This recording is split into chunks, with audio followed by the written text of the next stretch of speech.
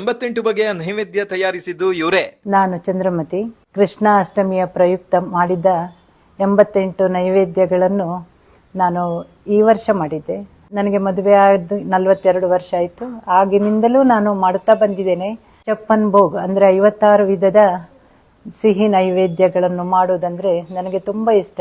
ಇಷ್ಟು ಬಗೆ ಮಾಡಲಿಕ್ಕೆ ಮುಖ್ಯ ಕಾರಣ ನನ್ನ ವೆಂಕಟರಮಣನ ಅನುಗ್ರಹ. ಬಯಸದೇ ಕೇಳಿದ ಎಲ್ಲವನ್ನೂ ಕೊಟ್ಟಾಗ ನಾನು ಅವನಿಗೆ ಏನು ಮಾಡಲಿಕ್ಕೆ ಸಾಧ್ಯ? ನನ್ನಿಂದಾಗುವಷ್ಟು ನೈವೇದ್ಯಗಳನ್ನು ಅರ್ಪಿಸಿ ನಾನು ಸಂಭ್ರಮಿಸ್ತೇನೆ. ಕೃಷ್ಣಾಷ್ಟಮಿ ಅಂದ್ರೆ ನನಗೆ ಒಂದು ಮನೆಯಲ್ಲಿ ಆಗುವ ಮದುವೆ ಕಾರ್ಯಗಳಿಗಿಂತ ಹೆಚ್ಚಿನ ಒಂದು ಸಂಭ್ರಮ. ಒಂದು ತಿಂಗಳಿಂದಲೇ ನಾವು ಅದನ್ನು ಆರಂಭಿಸ್ತೇವೆ.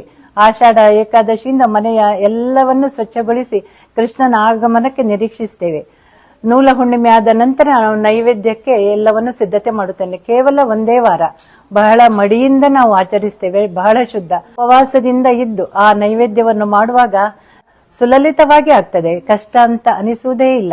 ಈ ಹಬ್ಬ ಹರಿದಿನಗಳನ್ನು ನಮ್ಮ ಮುಂದಿನ ಪೀಳಿಗೆಗೆ, ಮಕ್ಕಳಿಗೆ ಆಚರಿಸಿ ಸಂಭ್ರಮಿಸಿ ಮನೆಯಲ್ಲಿ ಎಲ್ಲವನ್ನು ಮಾಡಿ ಅವರಿಗೂ ಮುಂದೆ ಹೀಗೆ ಮಾಡುವಂತೆ ಅವರಿಗೂ ಕಲಿಸಿಕೊಡಿರಿ. ನಿಮ್ಗೆಲ್ರಿಗೂ ನನಗೆ ಕೃಷ್ಣಾಷ್ಟಮಿಯ ಶುಭಾಶಯಗಳು. ವಿಡಿಯೋ ನೋಡಿ ಖುಷಿಯಾಗಿದ್ರೆ ನಿಮ್ಮ ಸ್ನೇಹಿತರೊಂದಿಗೆ ಶೇರ್ ಮಾಡಿ.